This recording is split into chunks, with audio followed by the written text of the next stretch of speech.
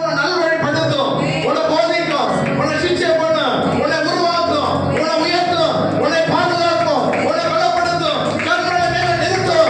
அது கண்களை மேல நிறுத்தும் போது அது காற்று அடித்தாலும் மழை வந்தாலும் எது மோதினாலும் அது சேதப்படாதபடிக்கு கர்த்தருடைய ஆவியானவர் உன்னை தகப்பனாயிருந்து அவர் தகப்பனாயிருந்து உன்னை பத்திரமாய் பாதுகாப்பா பாதுகாப்பா பாதுகாப்பா.